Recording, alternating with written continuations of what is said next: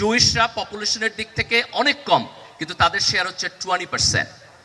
এই যে স্ট্যাটিস্টিক্স, আমরা সায়েন্স এবং টেকনোলজিতে পুয়ার, এইটা আমাদের ওন আন্ডারস্ট্যান্ডিং এর সাথে কন্ট্রাডিক্ট করে, আমাদের ওন হিস্ট্রির সাথে কন্ট্রাডিক্ট করে।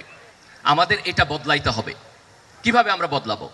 আমাদের এডুকেশন সিস্টেম বদলাইতে হবে। সেখানে আমাদের সায়েন্স এবং টেকনোলজিতে আমাদের ইনোভেশনের উপরে ইম্পর্টেন্স থাকতে হবে, বরাদ্দ থাকতে হবে। আমার বাজেটের একটা লম্বা অংশ সায়েন্স এবং টেকনোলজিতে যাইতে হবে। রাষ্ট্রীয় পৃষ্ঠপোষকতা থাকতে হবে। রাষ্ট্র যদি সিরিয়াসলি প্যাট্রোনাইজ করে তাহলে ব্রেক থ্রু চেঞ্জ করা সম্ভব।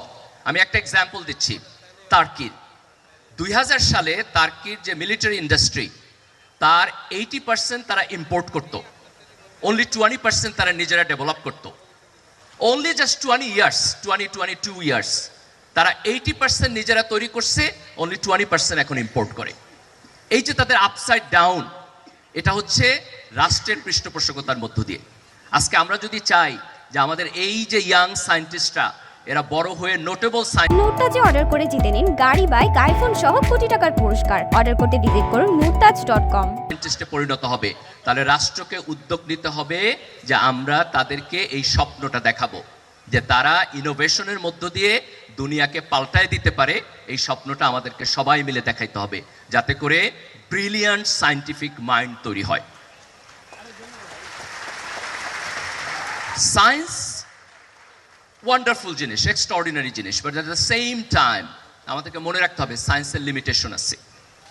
সায়েন্সের সবচেয়ে বড় লিমিটেশন হলো যে সায়েন্স মোরালিটি এবং স্পিরিচুয়ালিটিকে ডিফাইন করতে পারে না।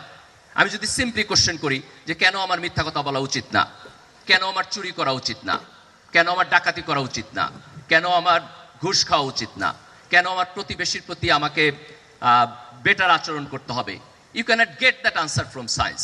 এটা সায়েন্সের ডোমেইনের মধ্যে পড়ে না। কাজেই সায়েন্সের সাথে আমাদের মোরালিটি এবং স্পিরিচুয়ালিটিকে কম্বাইন করতে হবে। অনলি দেন আমরা একটা ভালো সোসাইটি বিল্ড আপ করতে পারবো। ধর্মের সাথে বিজ্ঞানের কোনো কনফ্লিক্টের জায়গা নাই। দুইটা ভিন্ন ডোমেইনে কাজ করে।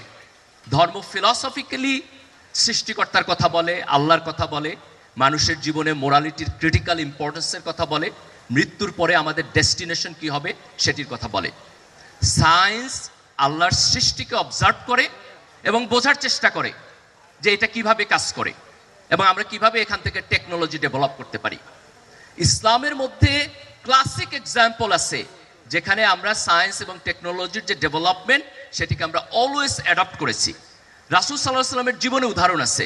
রাসূল সাল্লাল্লাহু আলাইহি ওয়াসাল্লাম যখন খন্দকের যুদ্ধ করছেন, মদিনার আশপাশে যে ট্রেঞ্চ খনন করছেন, এই মিলিটারি টেকনোলজি তৎকালীন আরবে ছিল না।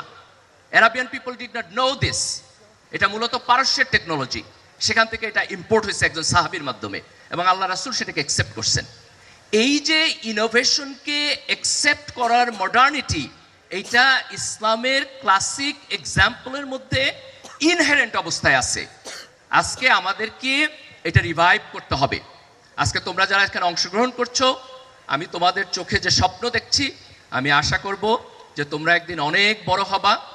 আজকে বিজ্ঞানে, সায়েন্সে, টেকনোলজিতে মুসলমানদের যেই পুয়ার দশা, এটাকে তোমরা অতিক্রম করে যাবা। এই সিনারিও তোমরা চেঞ্জ করবা। তোমরা একদিন এই দেশকে নেতৃত্ব দিবা, তোমরা একদিন এই দুনিয়াকে নেতৃত্ব দিবা এবং তোমাদের নেতৃত্বে যে দুনিয়া হবে সেটি ইউরোপিয়ান সিভিলাইজেশনের চাইতে বেটার হবে ইনশাআল্লাহ। কারণ তোমরা at the same time brilliant scientific mind হবা and at the same time brilliant spiritual mind হবা। আল্লাহ সুবহানাহু ওয়া তাআলা আমাদেরকে সেই তৌফিক দান করুক এবং এই চেঞ্জে ছাত্র শিবির নেতৃত্ব দিবে, এই আকাঙ্ক্ষা ব্যক্ত করে আমি আমার বক্তব্য শেষ করছি।